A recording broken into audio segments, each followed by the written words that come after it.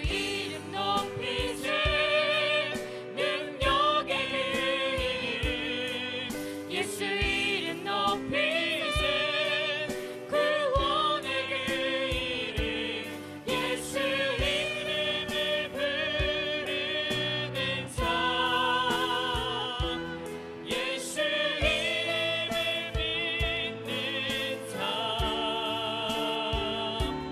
예수 이름 앞에 나오는 삶 복이 있도다. 나의 계획이 실패하고 나의 소망이 끊어질 때 삶의 자존자 되신 그분 앞에 나의 무릎을 꿇어 경배하네. 나의 삶을 그분께 맡길 때 비로소 나의 마음 평안해. 구원의 반석 되신 예수의 이름을 소리 높여 찬송하네. 예수 이름 높이세 능력의 이름 예수 이름 높이세 구원의 이름 예수 이름을 부르는 삶 예수 이름을 믿는 삶 예수 이름 앞에 나오는 삶 복이 있도다. 나의 계획이 실패하고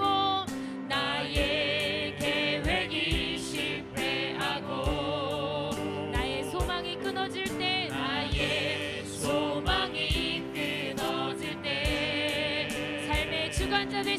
삶의 주관자 되신 그분 앞에 나의 무릎을 꿇어 경배하네.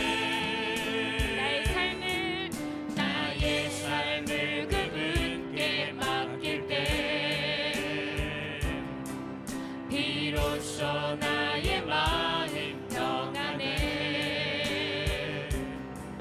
구원의 반석 되신 예수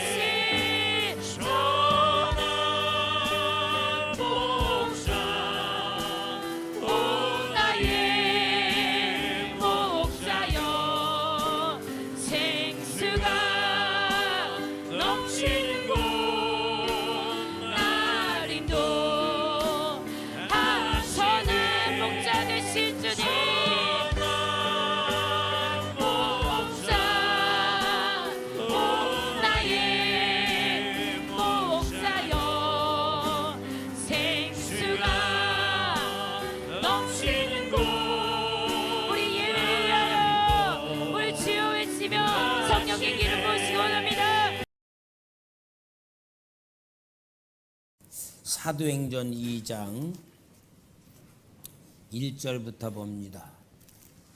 사도행전 2장 1절부터.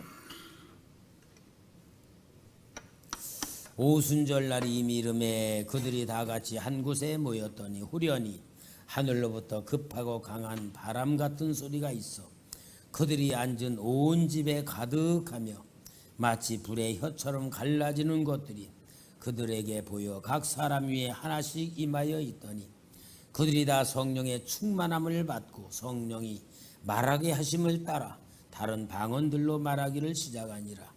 그때에 경건한 유대인들이 천하 각국으로부터 와서 예루살렘에 머물러 있더니 이 소리가 나매 큰 무리가 모여 각각 자기의 방언으로 제자들이 말하는 것을 듣고 소동하여 다 놀라 신기하게 여겨 이르되 보라, 이 말하는 사람들이 다 갈릴리 사람이 아니냐.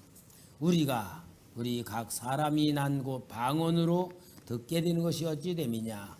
우리는 바데인과 메데인과 엘람인과 또 메소보다미아, 유대와 갑바도기아, 본도와 아시아, 부르기아와 밤빌리아, 애굽과 및 구레네에 가까운 리비아 여러 지방에 사는 사람들과 로마로부터 온 나그네고 유대인과 유대교에 들어온 사람들과 그레데인과 아라비아인들이라.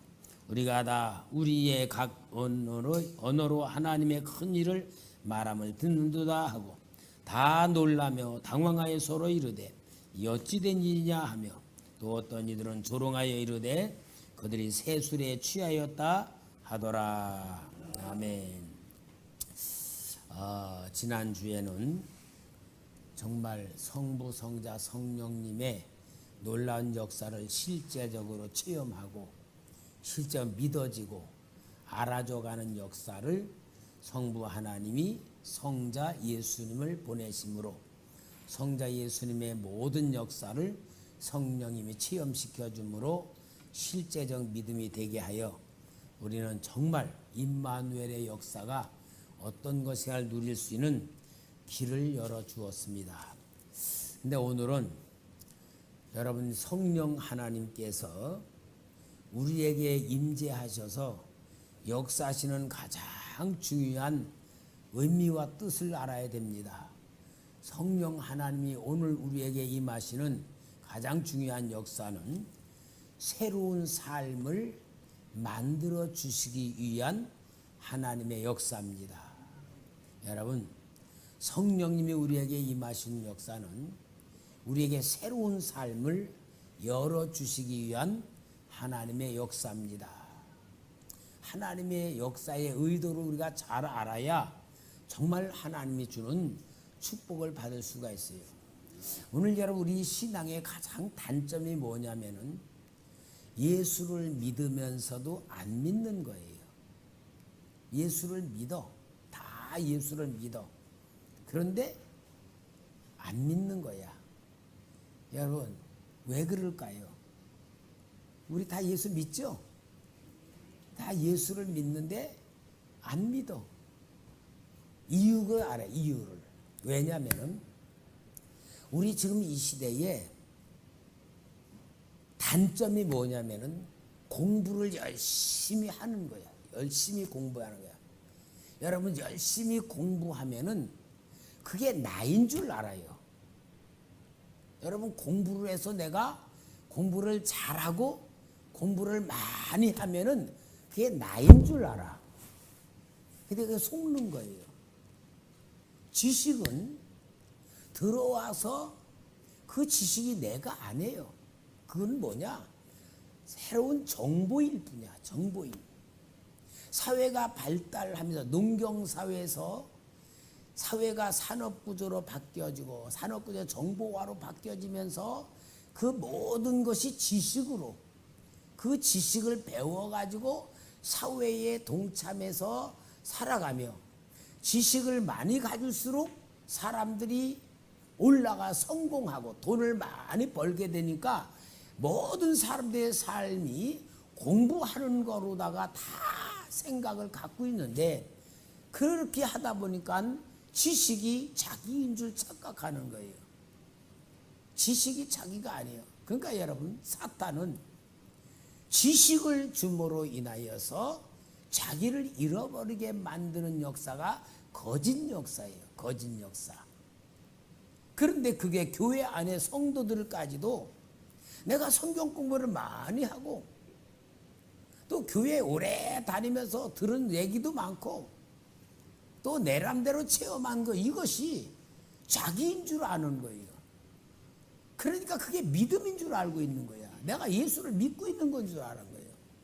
그런데 여러분, 실제 예수를 믿는 거는 믿는 그 역사의 역사가 실제로 내 삶으로 나타나야지만 믿어지고, 믿는다면 그대로 사라지는 게 믿음이고, 그래서 예수를 믿는다는 얘기는 예수님 앞에 내 모든 문제가 해결됐고, 그래서 예수 그리스도 앞에 내 모든 걸 맡기는 거예요.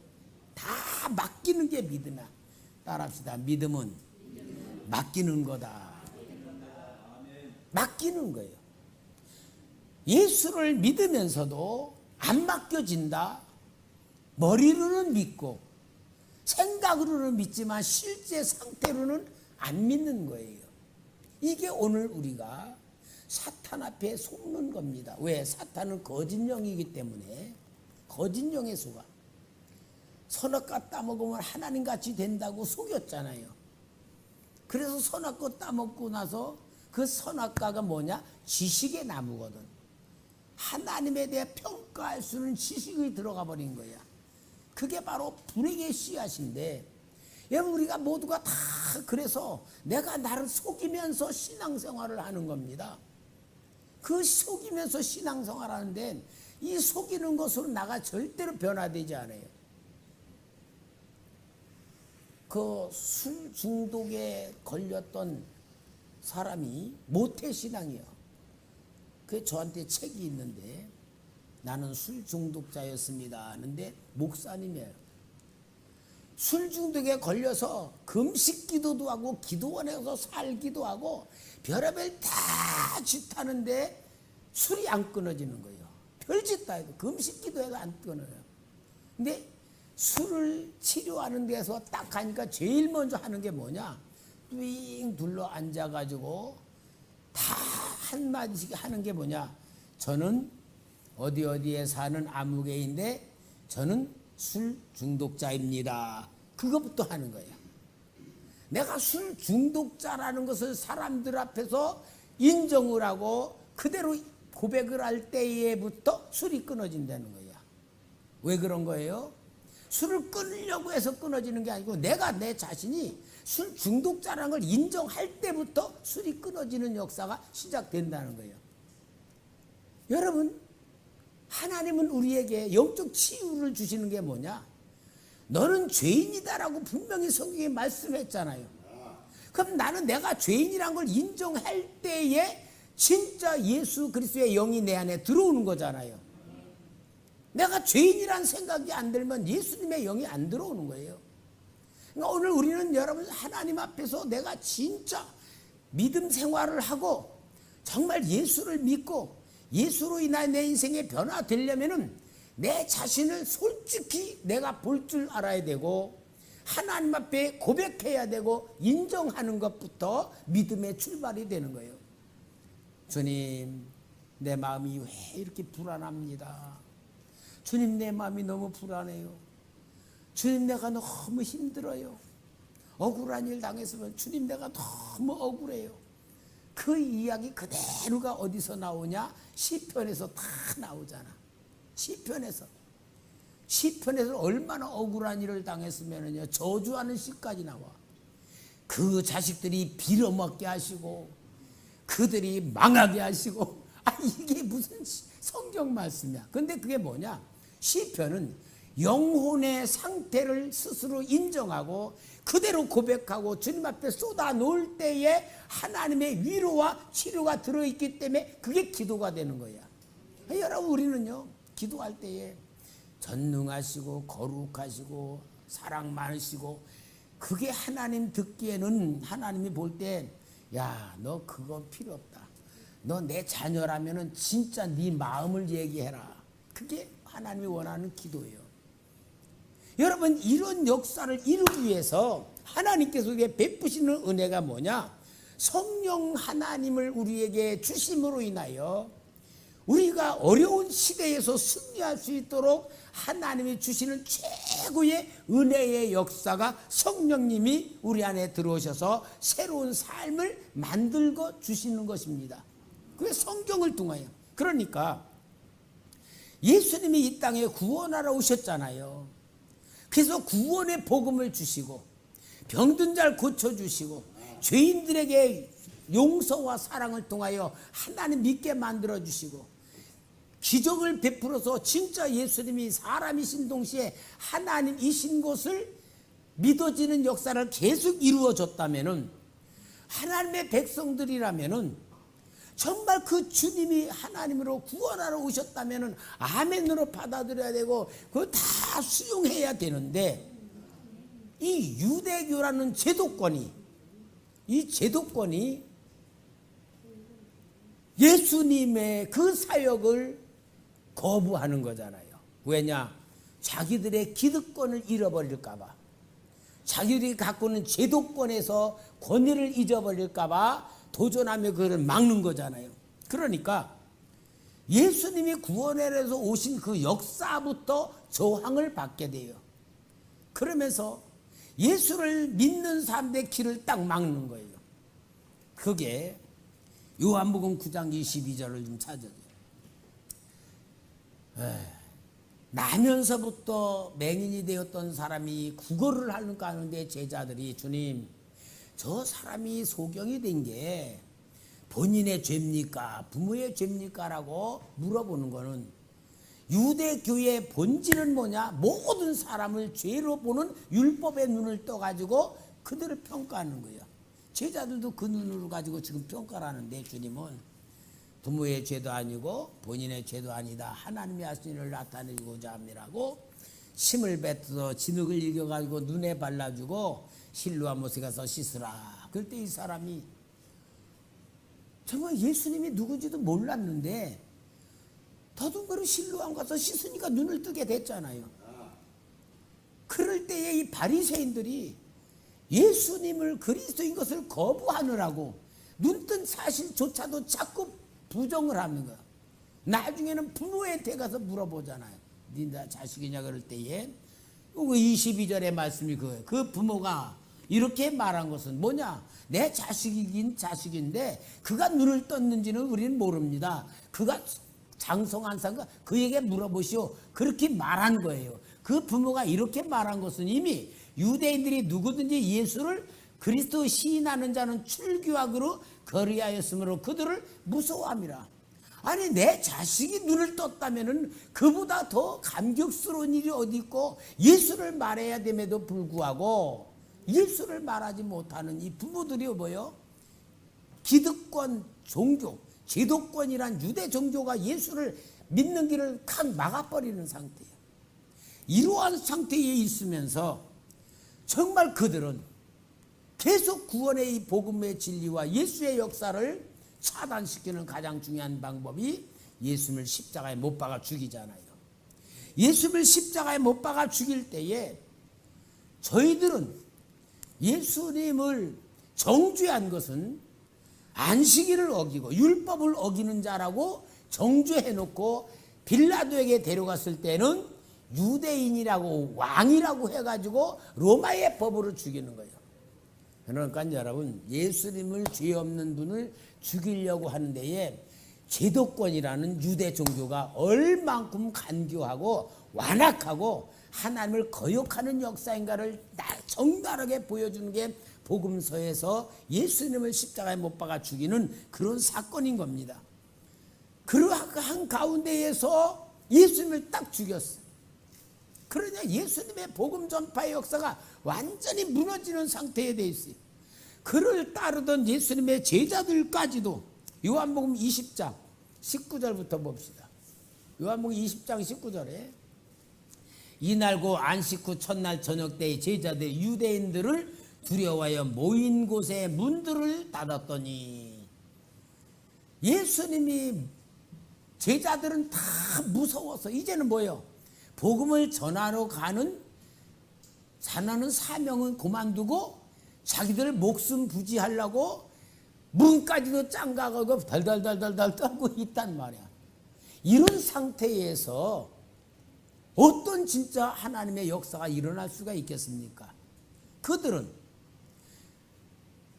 유대 종교라는 제도권에 의하여, 유대 종교의 법에 의하여, 모든 정치하는 사람의 권세에 의하여 모든 걸 다 차단시키고 막아버리는 이러한 상태에 있을 때에 정말 하나님이 우리에게 가장 중요한 베푸는 역사가 뭡니까?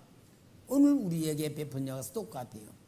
오늘 우리는 제도권에 의하여 복음을 방해받지는 않아요. 그러나 지금은 더 무서운 어려움 시대에 빠져 있습니다. 우리의 삶이 왜냐?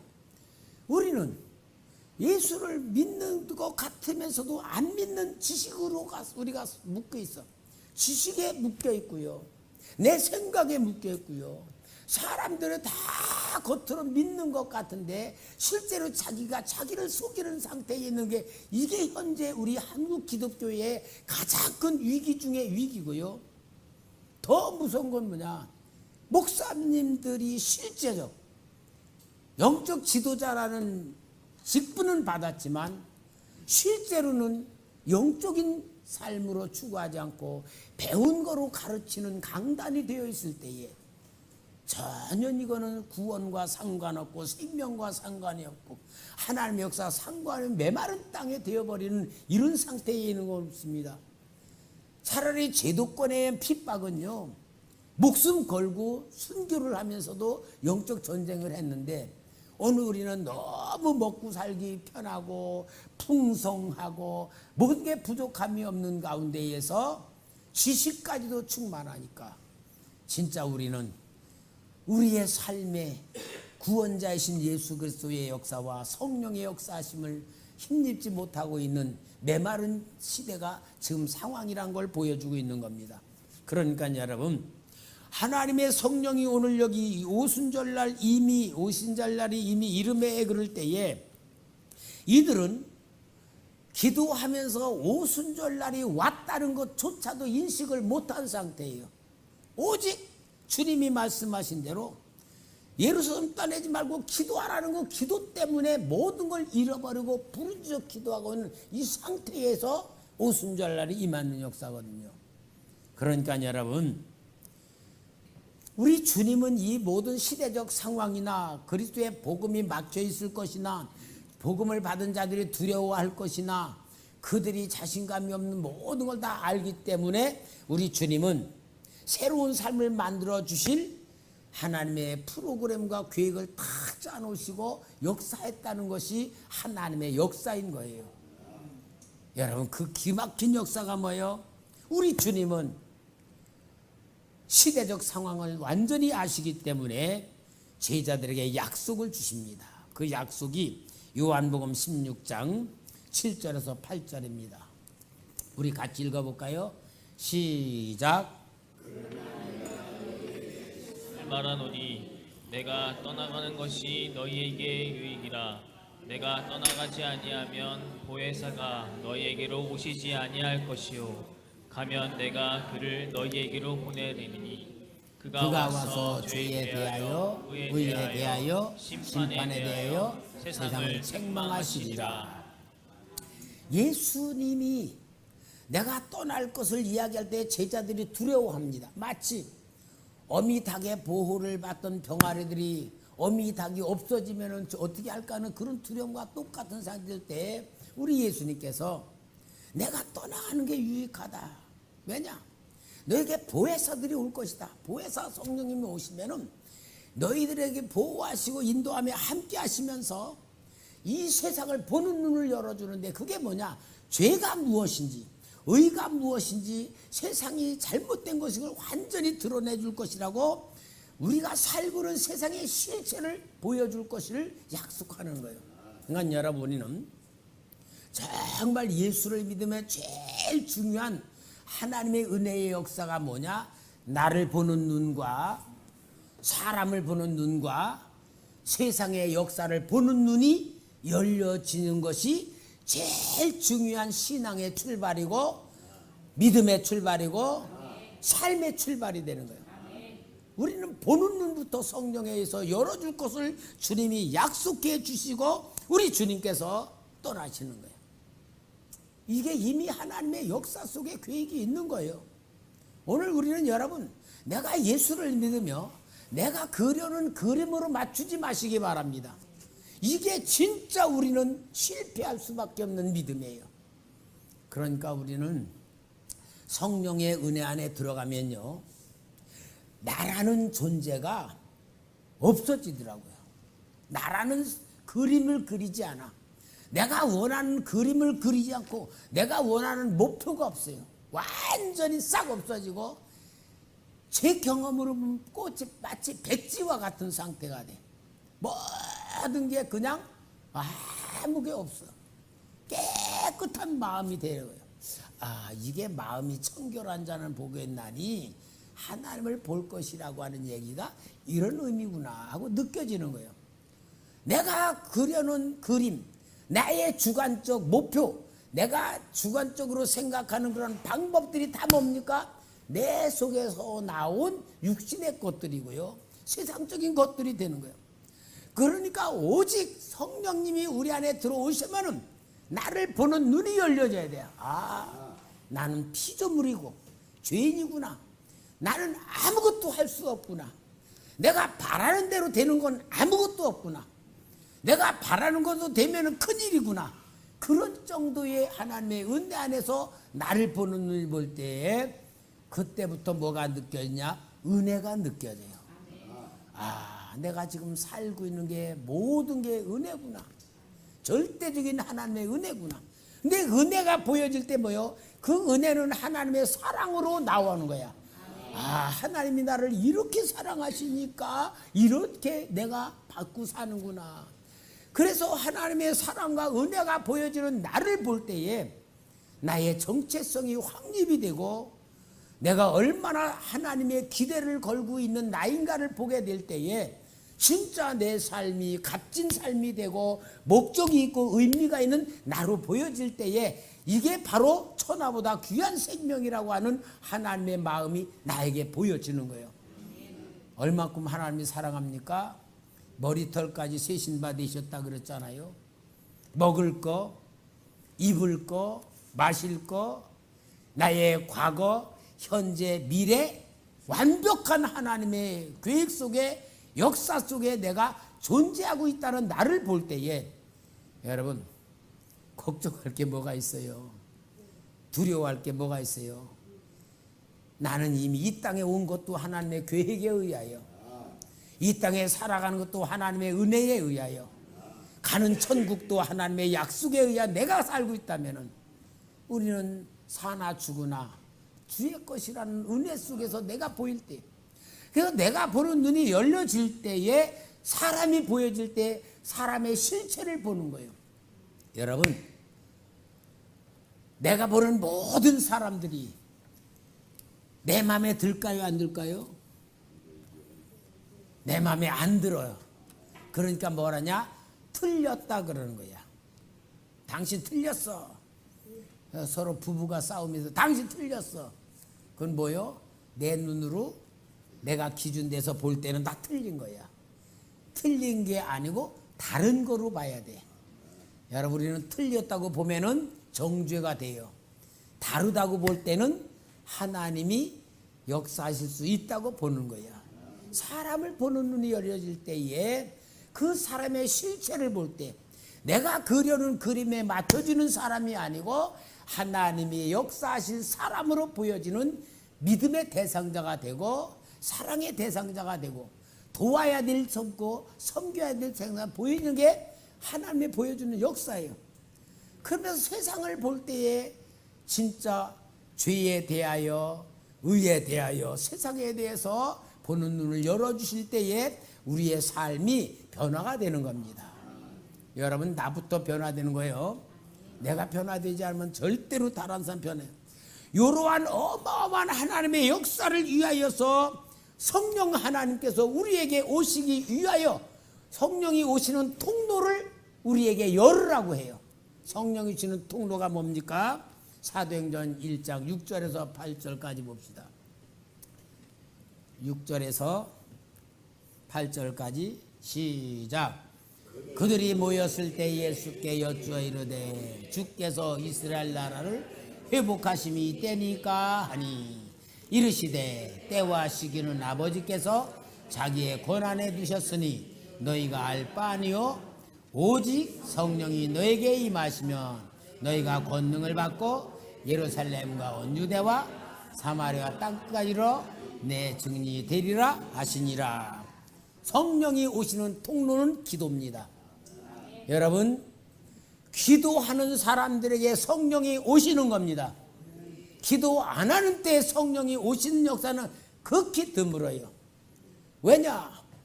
예수 이름으로 성령이 오시기 때문에 예수 이름을 불러야지 예수 이름으로 성령이 오시는 줄 믿습니다.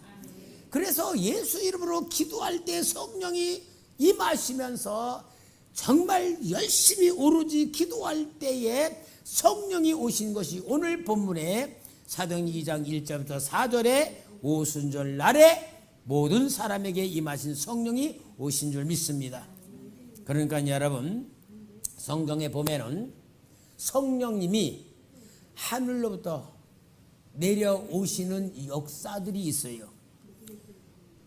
복래씨, 사도행전 8장에 가면은 빌립 집사가 사마리아에 가서 예수 그리스도의 이름으로 귀신을 쫓아내고 만산 병들도 고쳐주고 온 성이 기쁨이 충만했다고 했어. 그런데 예루살렘에 있던 사도들이 사마리아에 복음이 전파됐다는 소리를 듣고 요한과 베드로를 보냅니다. 자, 그래서 이 사도행전 8장에 가서 그 베드로와 요한이 뭐 합니까? 그 14절, 8장 14절 봅시다.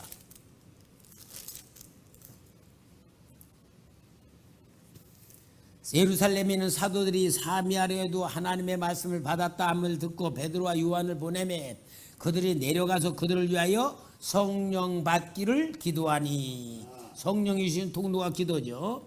이는 아직 한 사람에게도 성령 내리신 일이 없고 오직 주 예수의 이름으로 세례만 받을 뿐이더라. 이에 두 사도가 그들에게 안수함에 성령을 받는지라.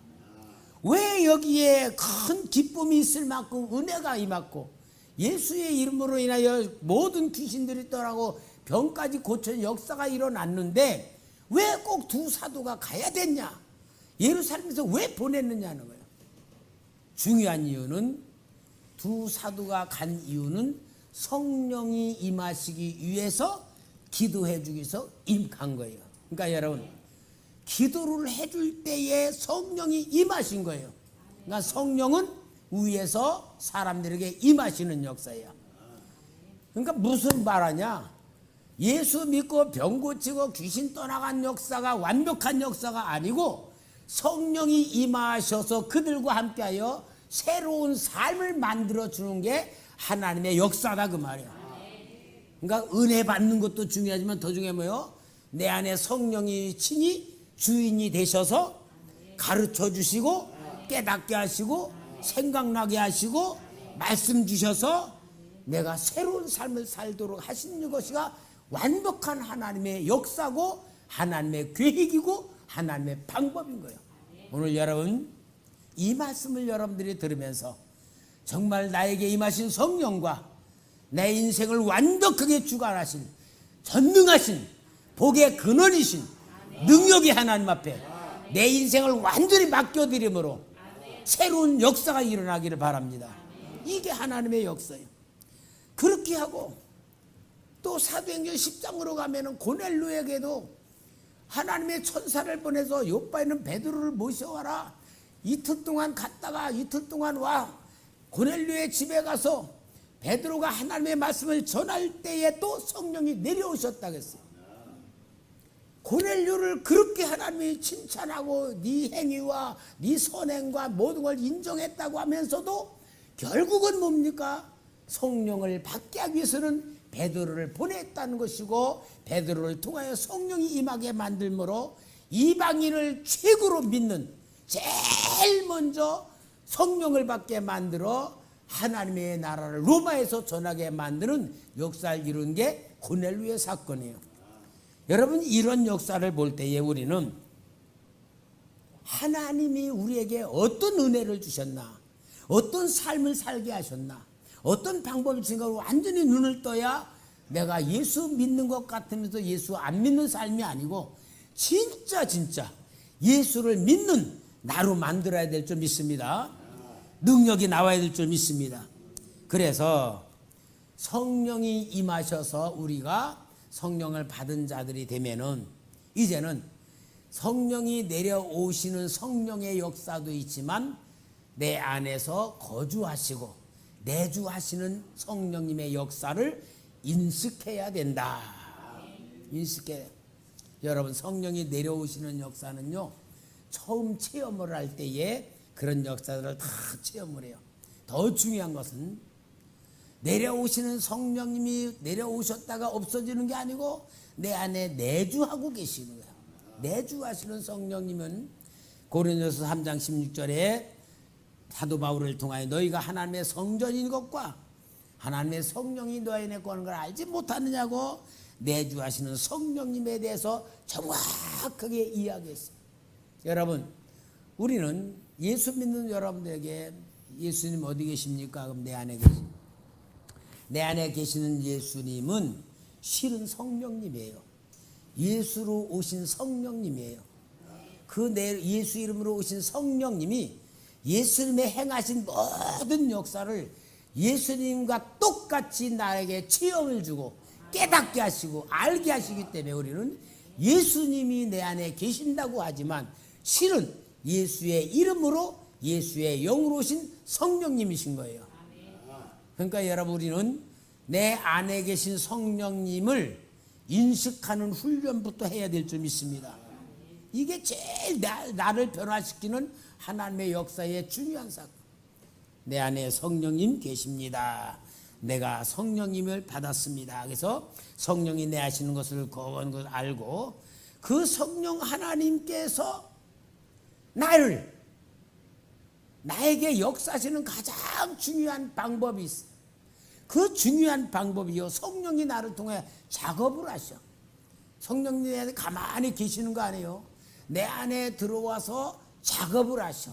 내 마음과 생각을 변화시키는 작업을 하시는 게 요한복음 3장 5절 6절 다 같이 우리 읽읍시다. 시작. 예수께서 대답하시되 진실로 내게 이르노니 사람이 물과 성령으로 나지 아니하면 하나님의 나라에 들어갈 수 없느니라. 육으로 난 것은 육이요 영으로 난 것은 영이니. 여러분, 물과 성령, 물은 뭐냐? 우리의 죄를 씻어주시는 말씀이에요. 성경의 물은 말씀을 얘기해. 그리고 말씀과 성령으로 우리 안에서 계속 정결하게 씻어주시고 우리 마음을 변화시켜서 거듭나게 만드시는 역사가 성령과 물로서 우리를 안에서 작업을 하시는 거예요. 그러니까 여러분, 우리는 말씀으로 계속 내 생각을 치유받아야 돼요. 여러분, 말씀으로 치유를 받아야 돼요. 그리고 내 안에 계신 성령님에 의하여 나의 죄된 생각과 육신의 생각과 모든 것들이 자꾸 빠져나가는 작업을 성령님이 하고 계시는 거예요. 그러니까 우리는 항상 내주하시는 성령님을 인식하셔야 되고 인정해야 되고 물어봐야 되고 기도해야 되고 계속 나를 작업하시는 역사를 이루어줘야 됩니다. 이 역사가 없이 그냥 내가 예수 믿기 전의 생각과 육신적인 생각 똑같은데 하면은 놀라운 진짜 심각한 문제가 일어나요. 마가복음 3장 28절 29절 다 같이 읽읍시다. 시작. 너희에게 이르노니 사람의 모든 죄와 모든 모독하는 일은 사하심을 얻되 누구든지 성령을 모독하는 자는 영원히 사하심을 얻지 못하고 영원한 죄가 있느니라 하시니. 여기 28절에 보면은 여러분, 우리가 죄를 짓는다 그 말이야. 근데 그 죄는 사함을 받을 수 있다 그 말이야. 근데 성령을 소멸시키는 죄는 사함받지 못한다.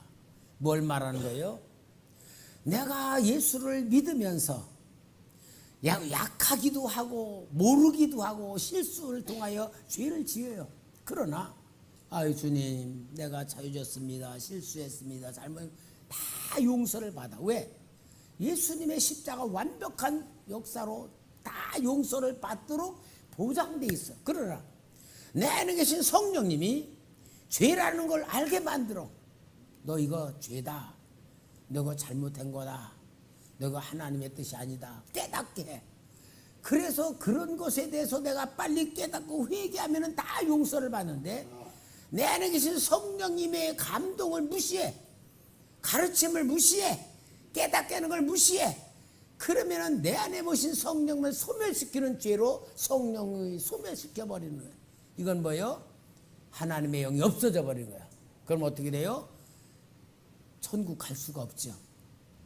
예수를 다시 십자가 못 박는 그런 행위가 된다는 거예요. 그럼 여러분 우리가 예수를 믿는다는 건요 그냥 내가 예수님 십자가 달고 내가 믿고 죄사함 받고 예수님이 나를 위해서 완전히 구원하셨다고 그걸 믿는다는 것은 생각이고요. 믿는다는 게 실제 삶이 되려면은 정말 나를 위해서 십자가 주신 예수님이 은혜가 되고 감사가 되고 기쁨이 되며 성령 안에서 그 모든 은혜 속에서 성령의 뜻을 따라서 내가 영적으로 변화를 일으켜져가는 나를 만들 때에 새로운 삶으로 열려지는 겁니다. 여러분 성령님 소멸시키지 않는 우리의 삶이 되어야 될 줄 믿습니다. 그러한 가운데에서 이제는 계속 내 안에 성령님이 역사하시고 감동을 받고 깨닫게 하시고 가르침을 받고 내가 점점 나의 모든 삶에 성령님의 주권 속에 내가 만들어져 들어가면은 놀라운 축복과 능력의 역사가 일어나는데 그 능력의 역사가 뭐냐면은 하나님의 성령이 내 안에서 나타나는 거예요. 그 역사가 여기에 고린도전서 12장의 7절부터 나타나는 역사. 각 사람에게 성령을 나타내심은 유익하게 하려 하심이라. 여러분 성령이 내려오시는 게 아니에요. 내 안에 계신 성령님이 나타나는 거야. 내 안에 계신 성령님이 나타나는 것은 뭐예요? 나의 생각과 마음의 모든 것이 점점 엷어지고 없어질수록 성령의 생각, 성령의 말씀, 성령의 지시, 성령의 역사, 성령의 능력이 나타나는데 그 나타나는 능력의 역사가 은사라고 하는 은사.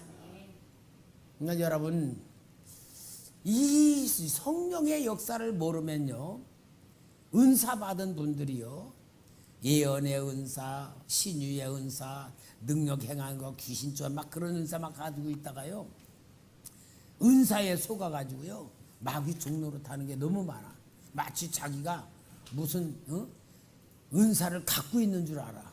그게 아니야.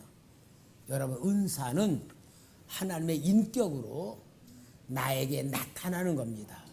나타나는 거예요. 이 은사를 모르면요 은사 때문에 그 사람들이 망하는 경우가 너무 많아요. 이 은사를 모르면은. 근데 진짜 은사는 뭐냐? 내 생각과 마음이 녹아질수록 하나님이 나를 통하여 나타나셔서 유익되게 하시는 거예요. 유익되게 하시고 이것이 바로 하나님의 놀라운 권능의 역사로 이루어지는데 여러분 사도행전 1장 8절에 오직 성령에게 임하시면 내가 권능을 받고 그랬잖아요. 많은 사람은 권능 그러면은 어떤 능력이 나오는 거로만 생각해. 근데 권능에는 두 가지 의미가 있어요.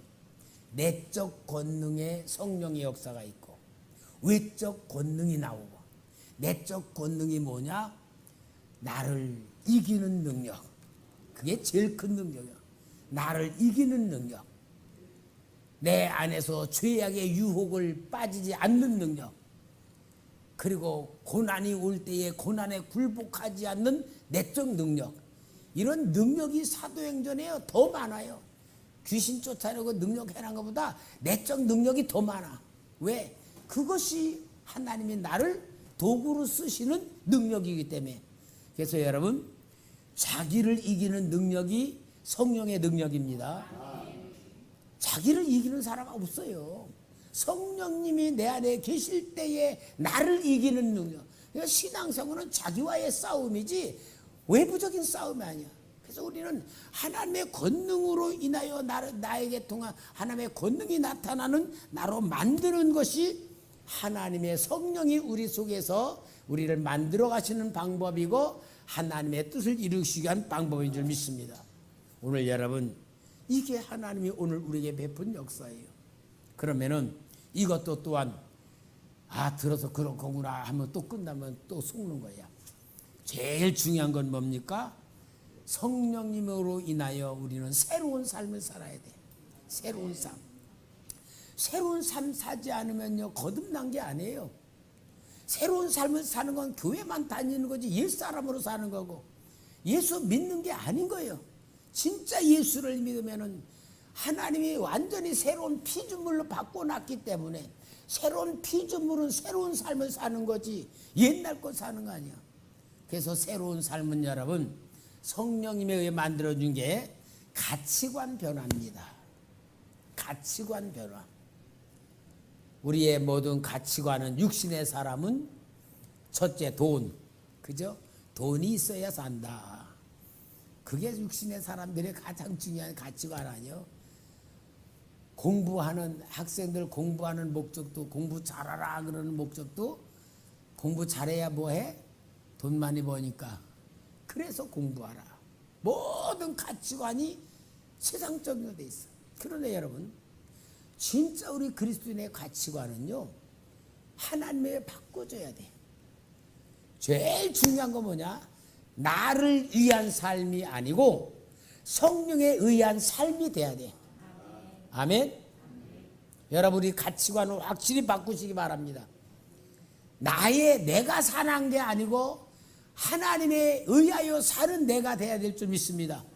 그게 하나님 자녀들에게 주신 권세예요. 우리는 하나님에 의하여 삽시다. 은혜로 삽시다. 사랑으로 삽시다. 축복 받으며 삽시다. 인도 받으며 삽시다. 이게 오늘 우리의 삶이 돼야 돼. 내가 사는 게 아니야. 오직 하나님에 의하여 내가 사는 거예요. 그것을 보고 육의 사람이 영의 사람 되었다는 것을 말씀하고 있어요. 로마서 8장에 보면은 사도 바울이 정확한 말씀을 5절, 로마서 8장 5절부터 볼까요? 같이 읽어봅시다. 11절까지 시작. 육신을 따르는 자는 육신의 일을, 영을 따르는 자는 영의 일을 생각 안 하니 육신의 생각은 사망이요 영의 생각은 생명과 평안이니라. 육신의 생각은 하나님과 원수가 되나니 이는 하나님의 법에 불복하지 아니할 뿐 아니라 할 수도 없음이라. 육신에 있는 자들은 하나님을 기쁘시게 할 수 없느니라. 만일 너희 속에 하나님의 영이 거하시면 너희가 육신에 있지 아니하고 영이 있나니 누구니 그리스도의 영이 없으면 그리스도의 사람이 아니라. 또 그리스도께서 너희 안에 계시면 몸은 죄로 말미암아 죽은 것이나 영은 의로 말미암아 살아있는 것이니라. 예수를 죽은 자 가운데서 살리신 이의 영이 너희 안에 거하시면 그리스도 예수를 죽은 자 가운데서 살리신 이가 너희 안에 거하시는 그의 영으로 말미암아 너희 죽을 몸도 살리시리라. 여기 그의 영이 성령이시잖아요. 여러분, 우리는 육신으로 살면은 죽는 자가 돼. 내 안에 성령이 거하시다면 여러분, 성령 하나님은 창조주이십니다. 전능하신 분입니다. 세상을 만드신 분입니다. 나의 모든 걸 아시는 분입니다. 근데 이분을 모셔놓고 왜 딴 생각하겠냔 말이야. 왜 딴 짓하고 살아? 이거보다 멍청한 인간이 어디 있겠어요. 그러나 여러분, 우리는 가치관이 변화돼야 돼. 뭐가 소중하고 뭐가 소중하지 않은 줄을 분별하는 능력이 필요해요. 이 땅의 삶은요, 누구나 다 다 잠깐이면 끝나. 100살 먹은 할아버지 할머니도요, 인생은 짧다고 말할 거예요.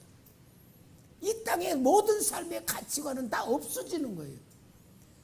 영원하신 하나님의 은혜가 내 생명이고 내 삶의 가치가 되고 목적이 되고 방법이 돼. 그러니까 여러분, 우리는 삶의 가장 중요한 진짜 삶의 변화가 이루어지면요, 제일 먼저 나타나는 뭐냐? 행복입니다. 행복이야. 소유에 따른 게 아니에요. 상태로 살아가는 거야. 상태. 주님이 내 안에 계셔서 나보다 나를 더 사랑하시고 나보다 나를 더 잘 알고 계시는 하나님, 그분을 생각하면 뭐가 두렵습니까? 뭐가 불안합니까? 내가 걱정 안 해도 하나님 다 해주시고, 걱정한다고 해도 내게 걱정대로 안 되는 건데 왜 무거운 짐을 져요? 여러분, 우리는 가치관 변화가 돼야 될 줄 믿습니다. 내 짧은 육신을 위한 삶이 아니야.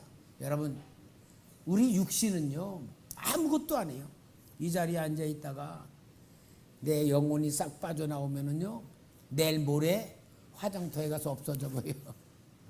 우리의 삶은요, 사는 게 아니에요. 내 영이 내 삶의 내용이고 내 삶의 실체야. 여러분, 영혼 중심으로 영혼이 살아야지 육신으로 살면은 실패 안 해요. 성령이 내 안에 거하시고 뭐요? 내 안에서 성령이 주인이 되어 주시고 보호자가 되어 주시고 안내자가 되어 주시고 인도자가 되어 준다면 이보다 더 큰 확신이 어디 있습니까? 여러분, 내 거가 어디 있어요? 내 거가. 세상에 내 거가 어디 있어요? 내 거는 아무것도 없어. 염려 근심할 필요 없어요. 스트레스 받을 필요 없어. 내 영혼도 하나님의 거고 내 몸도 아무것도 아니고. 여러분, 내 끼가 어디 있어요? 우리 마귀한테 속지 맙시다. 따라합시다. 내 영혼은 하나님의 것입니다. 여러분, 우리는 진짜 성령으로 새로운 삶을 살아야 돼. 가장 중요한 것은 하나님이신 은혜의 실체에 눈이 떠지는 거예요. 은혜로 살고 사랑으로 살고 보호와 인도로 살고 보장받은 삶으로 살고 천국 가는 삶으로 사는 겁니다. 이게 성령님이 우리에게 주신 눈을 떠주시는 은혜인 줄 믿습니다. 그러면은 삶의 방법이 바뀌어져야 돼. 삶의 가치관이 바뀌어지지 삶의 방법이 바뀌어지는 거예요. 그건 뭐예요? 모든 건 하나님이 주신 은혜로 산다. 사도 바울이 너무 신앙의 고백을 잘하죠. 빌립보서 3장 7절 9절 같이 읽읍시다. 시작. 내게 유익하던 것을 내가 그리스도를 위하여 다 해로 여길 뿐더러 또한 모든 것을 해로 여김은 내 주 그리스도 예수를 아는 지식이 가장 고상하기 때문이라. 내가 그를 위하여 모든 것을 잃어버리고 배설물로 여김은 그리스도를 얻고 그 안에서 발견되려 함이니 내가 가진 의는 율법에서 난 것이 아니요 오직 그리스도를 믿음으로 말미암은 것이니 그 믿음으로 하나님께부터 난 의라. 율법은 사도 바울이 완벽하게 지켰던 사람이요. 율법으로 자기는 의롭다고 생각했어. 그러나 예수를 만나고 믿고 체험하고 보니까 내가 만든 율법은 아무것도 아니고 예수님이 나를 위해 죽어주신 그 의가 완벽한 의고 이것 때문에 내가 지금까지 자랑했던 거 다 버렸다 그 말이야. 다 버렸다. 여러분, 사도 바울이요, 얼마나 소중한 거예요. 유대 종교의 가장 힘 있는 바리새파였죠. 왕족 베냐민 지파였죠. 로마의 시민권을 가지고 있었죠. 유대 종교의 랍비였죠. 완벽한 의의를 가지고 자랑하면서 자기가 제일 중심 살았는데 결국 예수 믿고 보니까 뭐요? 아, 이것이 주님을 믿는데 방해가 되는 거구나 하고 버렸다고 했어요. 가치관 변화에다가 삶의 방법이 바뀐 거예요. 여러분, 진짜 우리가 새로운 삶을 성령에 의해 살면 여러분의 삶에 하나님의 기적이 일어날 겁니다. 내가 생각하는 수준이 아니야. 하나님 오늘 우리를 불러놓고 우리가 약하고 부족하고 없고 모든 게 다 사람을 볼 땐 자랑할 게 없는데 하나님에 의하여 우리는 새로운 삶을 사는 하나님의 계획 속에 들어가기만 하면 하나님이 역사할 거예요. 하나님이 나타날 거예요. 여러분 이게 새로운 삶입니다. 오늘 우리는 이 놀라운 은혜 속에서 우리 자신이 변화된 것을 생각하고 자신을 만드시기 바랍니다. 그러면서 보장받은 삶이 뭐예요? 3장 20절. 너무 이 사도 바울이야말로 확실한 거냐? 다 같이 시작. 그러나 우리의 시민권은 하늘에 있는지라 거기로부터 구원하는 자 곧 주 예수 그리스도를 기다리노니. 시민권이 하늘에 있다는 건 뭐예요? 하늘의 백성이란 말이에요. 여러분 시민권이라는 건 자기의 삶에 보장되는 거예요. 어느 시민권을 가졌네 그 사람이 가치가 달라져. 하늘의 시민권자란 뭐요? 하나님의 보장받은 삶, 죽음까지도 초월한 삶. 이게 오늘 우리에게 미래의 약속이에요. 그러니까 여러분 우리는 이 미래에 대한 확신만 있으면요, 미안하지만 암병 걸려도 괜찮아. 왜? 가는 거니까. 그죠? 그럼 확신이 없으면 걸리면 큰일 나죠. 여러분 내 삶은요 하나님께 맡긴 받은 삶을 사는 게 최고의 든든한 삶이에요. 그래서 오늘 우리는 새로운 삶을 이렇게 살도록 완벽한 새로운 피조물로 만들어진 그 하나님 전능하신 성령님이 내 안에 계셔서 나와 함께 하시며 세상 끝날까지 함께 하겠다고 한 약속을 받은 오늘 우리는 정말 가치 있는 삶을 살아야 되고 행복한 삶을 살아야 되고 사명을 살아야 되잖아요. 사명은 뭡니까? 예수 자랑하는 삶이에요. 예수 자랑. 전도란 말 안 써도 됩니다. 왜? 지금은요 길에서 예수 믿으라 그러면요 도리어 너나 잘 믿으라 그렇게 하는 때니까 저는 그래요. 우리가 전도한다라는 것도 어떤 면으로는 이제는 성경의 방법은 옛날에 예수를 모를 때는 예수를 말하는 전도가 필요해. 지금 뭐냐? 내 삶이 새로운 삶을 통하여 저 사람을 보니까 나도 예수 믿어야 되겠구나. 그러한 성령의 역사하심 속에 그들의 영혼을 구원시켜야 돼. 전도가 뭐냐? 여러분 교회 사람 데리고 오는 건 전도가 아니에요. 인도야 인도. 인도하고 전도는 전혀 달라요. 전도는 뭡니까? 예수를 진짜 받아들여 그 사람이 예수를 믿게 된 사람이 교회에 나와 예수 믿는 걸 배우는 거야. 근데 우리 보통 그냥 인도해 놓고 전도했다 그러잖아요. 인도했는데 그 교회 인도한 교회에 예수가 없어. 예수로 충만하지 않아. 그럼 뭐요? 전도한 거 아니잖아요. 오늘 우리의 삶이 진짜 전도가 돼야 돼. 왜냐? 내가 하는 게 아니야. 성령님에 의하여 변화된 나의 삶, 성령님이 나타나는 나의 삶, 성령의 역사 속에 살아 나를 보고 예수 없는 사람들이 예수를 믿어야 되겠다고 나를 찾아와서 내가 말하는 나를 믿고 예수를 믿게 되는 변화된 삶이 한 사람의 변화가 지역의 변화, 국가의 변화, 세계의 변화가 하나님의 변화의 역사입니다. 여러분 오늘 우리는 내가 바라는 예수 믿지 맙시다. 내가 믿음 없는 걸 그대로 인정하세요. 내가 힘든 걸 그대로 인정하세요. 내 죄를 그대로 인정하세요. 내 허물과 나의 나쁜 습관 그대로 주님 앞에 놓으세요. 그게 시편 기자들이 말한 그 기도예요. 우리 그대로 할 때에 내가 나를 그대로 인정할 때 성령님이 역사가 보여지는 거예요. 나타나는 거예요. 그게부터 시작되는 게 믿는 겁니다. 오늘 여러분 지식에 속지 맙시다. 우리 너무 지식에 속고 있어요. 예수 믿는 것 같은데 실제로 속에는 안 믿고 내가 사는 거예요. 오늘 이 시대에 너무 정말 힘든 기독교예요. 예수 믿는 사람 또 너무 힘들게 믿고 살아가요. 그러나 오늘 성령님이 저에게 감동 주셔서 우리 성도님들에게 전능하신 성령이 들어오셔서 새로운 삶을 만들어 주시는 이 놀라운 약속과 현재의 상태와 하나님의 말씀의 능력 속에 우리 변화됩시다.